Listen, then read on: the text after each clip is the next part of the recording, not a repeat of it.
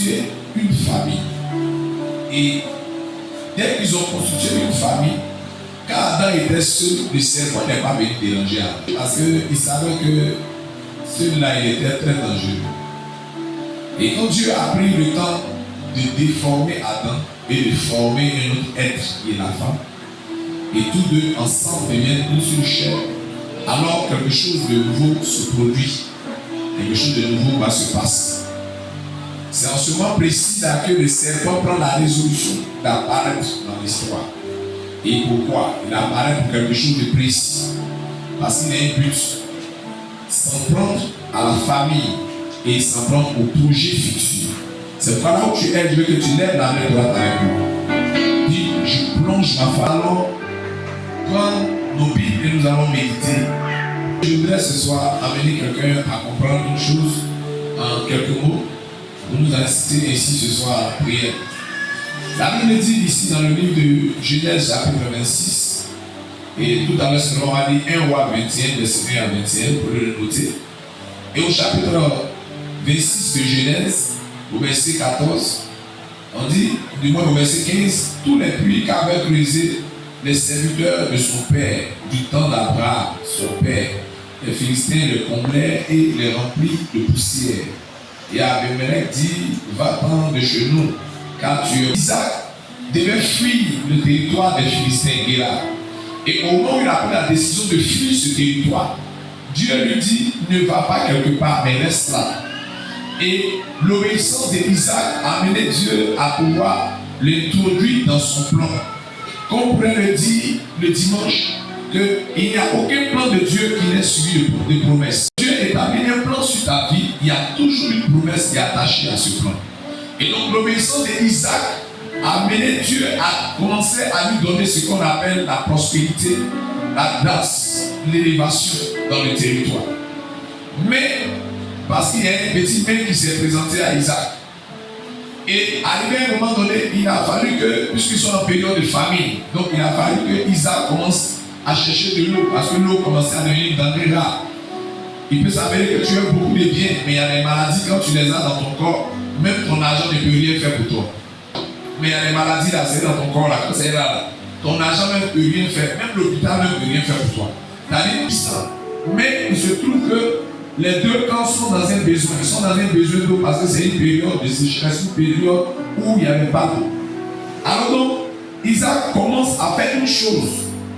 Il se souvient que son papa était déjà dans ce territoire et son papa avait déjà creusé des puits. Donc Isaac décide de reprendre possession des puits que son père a creusés en son temps. Puisque c'est tellement tout petit auprès de son père, il a observé le mouvement. Donc il sait les côtés où son père a creusé. Mais à sa grande surprise, où il allait creuser les puits de son papa, il veut voir les puits. On lui dit que tous les puits que son papa a creusés là, les Philistins eux-mêmes, ils ont fermé les puits là. Ils ont tout bouché. Ils ont mis poussière dedans. Ils ont tout fermé.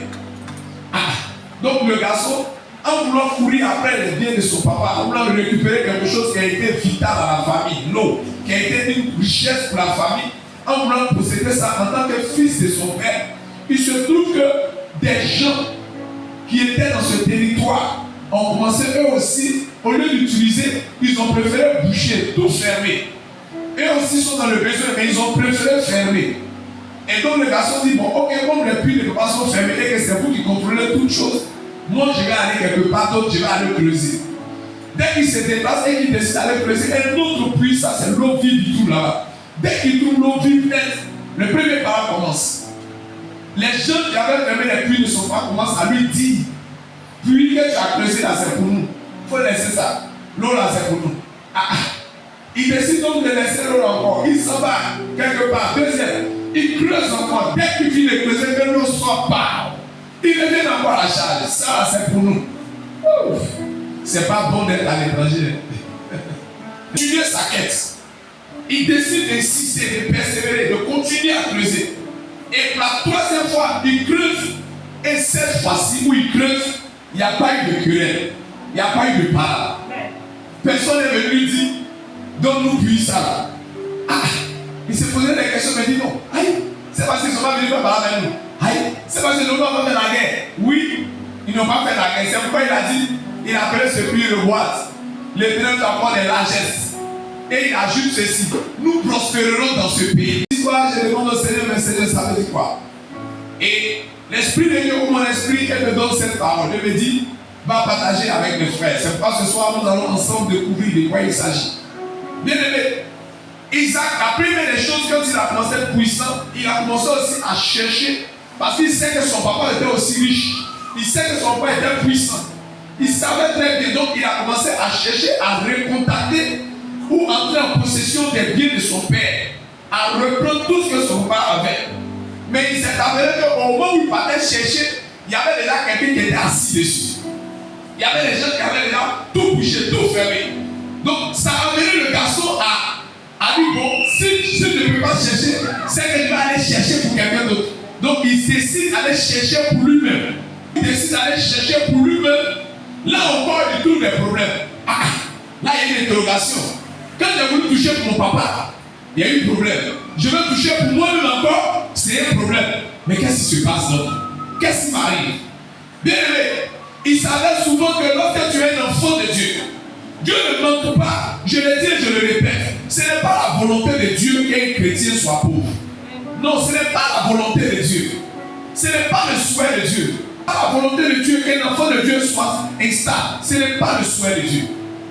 Donc Dieu veut aussi que tu sois ainsi de sa gloire. Et que tu aies une grande grâce qui émane de Dieu. Je dis à quelqu'un ce soir, il y a des fois où tu es assis et dans la famille, on te dit en son temps que ton papa, ton arrière-papa, grand-père, ta maman, elle était une femme puissante. Elle faisait tel commerce, elle était si puissante, elle avait tellement de moyens. Ils avaient tellement de moyens. Et mais les moyens, quand tu regardes aujourd'hui, tu l'avais aussi spirituel.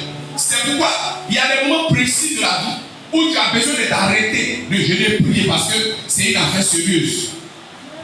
Quand le garçon a décidé de toucher à ce qui est à ses parents, il y a des moments où tu commences à prier, quand tu veux commencer à toucher les choses qui sont dans la famille, c'est-à-dire les biens qui appartiennent à la famille, c'est là qu'il y a problème. Oui, bien aimé, j'ai entendu dire une fois qu'il y a des villages, même il y a des familles où des gens ont des tonnes d'or. Et donc le garçon, étant puissant, a commencé à chercher. Ce soir, peut-être que tes moyens sont faibles, mais tu as lui qui est puissant avec toi. La prière que nous faisons ce soir, c'est de chasser les ennemis de la possession familiale. Les possessions qui appartiennent à la famille. Il y a des richesses qui appartiennent à la famille, qui sont physiques et spirituelles, qui appartiennent à votre famille, qui appartiennent à ta personne. Souvent quand tu vas toucher, tu as l'impression que c'est là que tu as touché le problème. Quand tu dis non aujourd'hui là, je vais récupérer des choses, c'est comme si tu as provoqué le monde entier. Parce qu'il y a des Philistins, il y a des puissants de la sorcellerie qui ne sont pas d'accord que toi tu arrives à toucher ces choses. Quand tu dis je vais aller toucher, automatiquement tu tombes malade. Quand tu dis je vais aller toucher, automatiquement tu prends un coup, soit de santé, soit un coup de finance, tu prends un coup, tes enfants, les problèmes, tu n'arrives plus à administrer. Tu te demandes mais qu'est-ce qui m'arrive au juste? Ou bien c'est parce que j'ai dit que je vais aller faire telle chose. Et donc on décidait d'abandonner ce qu'il voulait toucher. Encore tu décides maintenant de lancer personnellement. Ou tu veux te lancer personnellement dans la vie, dans tes activités, dans tes affaires, dans les projets. Tu essaies d'investir. Tu sens qu'il y a un problème perdu. Ça vient encore. C'est comme si où tu étais allé toucher là, ça ne suffisait pas. Où tu t'en vas maintenant là. C'est comme si quelqu'un te suit dessus. C'est comme si quelqu'un ne veut pas que tu touches. Mais je ne dois pas toucher quoi? Qu'est-ce qu'il ne faut pas que je touche? Effectivement, il y a quelque chose que tu ne dois pas toucher. Puisqu'ils savent que ton papa était fort. Ton papa a régné sur eux. Ton papa a régné tout le temps sur eux. Donc ils ne veulent pas que toi, à ton tour, tu règnes sur eux. Donc il n'est pas que tu règnes en retour. Il est important qu'on t'enlève la possession. Qu'on t'enlève tout ce qui te permettra d'être puissant financièrement, puissant spirituellement. Donc il lutte avec toi. Tu as l'impression que la vie ne te sourit pas. Tu as l'impression que la vie t'échappe. Non, la vie ne t'échappe pas. Il y a des puissances dans le noir. Il y a des forces mystiques. Il y a des puissances sorcières qui sont là et qui refusent que toi tu avances. Et quand tu veux toucher quelque chose pour devenir plus grand dans le commerce, devenir plus grand dans les affaires, devenir plus grand dans l'entrepreneuriat, devenir plus grand dans le foyer, dans la vie, ils ne veulent pas parce qu'ils se disent que si tu deviens grand, tu seras à l'image de ton père. Et donc tout ce que ton père avait été rendu grand, ils ne veulent pas que tu possèdes. Et pour cela, ils sont prêts à mener toutes les luttes, spirituelles comme physiques, t'amener à errer, à tourner. Il y a des gens qui vivent, ils tournent en rond, ils ne comprennent pas. La possession qui revient de toi, ça devient un problème. Le gars, il a un bagage, tout bagage intellectuel. Il y a des situations où chaque enfant de Dieu doit comprendre. Il y a des gens qui aiment dormir sur les situations. Ils n'arrivent pas à comprendre que Dieu, il y a quelque chose que Dieu attend de nous. C'est pas qu'il faille que tu bouges. Le mouvement de Dieu n'attend que toi. Parce que si toi, il n'a rien en toi, s'il n'a rien sur toi, rien ne va s'attacher à toi. Parce qu'il y a quelque chose sur toi, il y a quelque chose de poursuit. Le nom que tu portes n'est pas un blanc, ce n'est pas une erreur. Dieu pouvait te faire naître en Europe, il peut te faire naître au Canada où tu voudrais qu'il soit à l'aise. Frère, c'est pas parce qu'on est là-bas qu'on est à l'aise. Mais là où tu es, tu peux être à l'aise. Dans ce lieu, là où tu essaies de décoller, quand tu veux faire comme Isaac, toucher les puits, l'eau qui est vitale à nous tous, comment des hommes censés peuvent venir fermer un puits où il y a l'eau et dont l'eau on a besoin en temps de famille? Si ce n'est pas la sorcellerie, je vais annoncer quelque chose à quelqu'un. Il arrive des fois qu'à cause des possessions de la famille, les sorciers vont jusqu'à tuer des personnes qui sont prêtes à élever la famille. Il y a des maladies qui arrivent, il y a des morts subites qui se produisent. Tu ne comprends pas pourquoi toi, en tant que personne, tu arrives quelque part. Tout le monde est à l'aise, mais toi, tu n'es pas à l'aise. Tout le monde arrive à décoller, tu ne peux pas décoller. Tu dois te demander, mais qu'est-ce qui se passe? Écoutez, on dit qu'on arrive à tout le monde, toi, on te dit dehors, moi, arrive. Parce que tu as tué quoi? Parce que tu as touché quoi? Parce qu'ils ne veulent pas que tu viennes comme ton père. Mais cette nuit, tout ennemi qui s'oppose à toi, je déclare qu'il tombe et qu'il te lève. Possession à avoir. Ils vont te mettre à tequet jusqu'à ce que tu atteignes un âge où tu ne peux plus bouger. Maintenant, tu vas commencer à conjuguer les choses. La possession. S'il n'y a pas d'ennemi et une possession, actuellement, tu es à l'aise.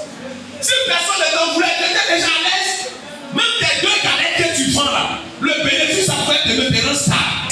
Toi qui décides de vendre canette ce jour-là, tu dois aller. C'est le jour que toi tu dis dans ça, c'est comme tu as tué quelqu'un. Bien aimé, tu n'as pas tué Jésus, mais Jésus est mort ressuscité pour toi et moi. Qui est ressuscité? Quelque chose arrive dans notre famille. Et à cause de ce type de possession, la famille reste là. Il n'y a aucune possession. Toutes les possessions, ta mère avant toi a essayé, ça n'a pas marché. Ton père avant toi a essayé, ça n'a pas marché. Les autres même sont venus essayer, ça n'a pas marché. Les cousins ont essayé, ça n'a pas marché. Qu'est-ce qu'il y a? Amen. Essayons quand même de laisser les gens passer. Non, parce que quand je demande au Seigneur, mais Seigneur, c'est quoi ça? Il dit, tu sais, Abraham a régné sur tout le territoire. Quand Abraham est mort, son fils Isaac, s'il devient puissant comme son père, il va régner. Parce qu'eux-mêmes, ils l'ont chassé parce que Isaac est devenu comment? Puissant. Il dit que chez nous, parce que c'est devenu trop puissant. Mais pourquoi il le chasse? Parce qu'ils savent que le gars il risque de régner comme son père. Et s'il règne, ça ne les arrange pas. Pour ça, ils sont prêts à faire toutes sortes de manœuvres, toutes sortes de situations, envoyer toutes sortes de problèmes pour que l'argent ne reste jamais dans ta main, foyer ne reste jamais dans ta main, business ne reste jamais dans ta main, pour que tu sois inséré, c'est-à-dire que tu vas rester seul dans ton coin en train de regretter et toujours en train de faire des projets qui ne sont jamais accomplis. Moi, je dis que tes projets doivent avoir le seul. La Bible dit dans le livre de 1 roi 21, Naboth avait son champ. Il est à côté, il a son champ tranquillement. Mais comme son champ est à côté du palais royal, le roi n'est pas d'accord, il veut prendre le champ de Naboth. Et s'il prend le champ de Naboth, ça arrive à quoi? Ça arrive à quoi? Parce qu'il n'est pas content que Naboth ait la gloire du palais. Parce qu'à côté du roi, on va t'appeler aussi roi un jour. J'espère qu'elle me comprend. Un jour, tu peux devenir président, on ne sait jamais.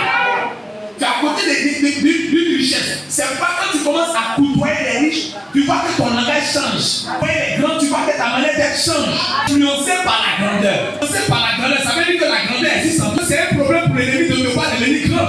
C'est sûr. Ils ont tout fait pour enterrer ton père. Jamais il n'a pu se lever un jour. Mais toi, tu dois te lever au nom de Jésus. Église, nous devons faire des commerces en écosphère. Nous, on a le dangereux des dents. Ils sont attachés les bœufs, les moutons. Bœufs, il y a combien de temps de vie? Nous, on a celui qui est mort et il est vivant pour l'éternité. Il y a quelqu'un, ne laisse pas l'ennemi t'arracher ta possession. C'est pour ton papa, mais on n'a jamais déclaré que c'est pour ton père. Regarde, la maison qu'elle a, on dit que c'est pour tes parents. On n'a jamais dit que c'est pour tes parents. Et toi, tu viens matin, tu dis, bon, moi, je veux savoir. Mon père, c'est vrai, il n'est plus, mais je veux savoir, est-ce que papa n'a pas laissé quelque chose? Il dit, non, tu es pauvre. Il a bu jusqu'à les morts. C'est faux. Troqueur d'histoire, menteur de l'histoire. Il vient, il ment aux gens, arracher toutes les richesses pour qu'on soit en train de mendier. Frère, le juste ne mendie pas son pain. Ne mendie pas son pain. L'Éternel nous délivre de ça au nom de Jésus. Frère, on doit commencer à faire bouger quelque chose de grand. Notre Dieu doit s'établir. Là où tu as une possession à prendre. Ils ont lutté jusqu'à il s'élève. Il dit, ah, c'est quelle affaire. Malek là, il y a quoi? Frère, Malek là, ça veut dire une petite porte de travail qui est ouverte là. Derrière là, il y a une grande porte. Donc, lui, on va t'arracher Malek qui est là pour ne pas que tu atteignes une grande porte. Il lutte pour ne pas que tu atteignes la grande porte. Lorsque tu es là tranquillement, dès que quelqu'un commence à dire, bon, ok, je vais faire des projets avec telle personne, la personne te donne seulement l'information. Quand ça touche tes oreilles, c'est comme si tu n'es pas la seule personne à être informée de cette nouvelle. D'autres personnes écoutent dans tes oreilles. Ils ont les oreilles sur tes oreilles pour écouter ce que tu dis et ce que tu fais. Une fois que c'est rentré en œuvre, ils commencent déjà à lutter avec toi pour t'arracher ta chose. Parce qu'ils savent que tu n'es pas quelqu'un qui reste au même niveau. Écoutez, je dis à quelqu'un, s'ils t'ont fermé une porte en tant que sorcier, va vers une autre porte parce qu'il y a une autre porte qui sera favorable. Lutte et ne t'arrête pas. Ils ont pris les pluies du Père. Il y a des pluies en toi. Si tu ne vas pas régner, c'est que tu peux régner aussi. Nous ne sommes pas des pauvres.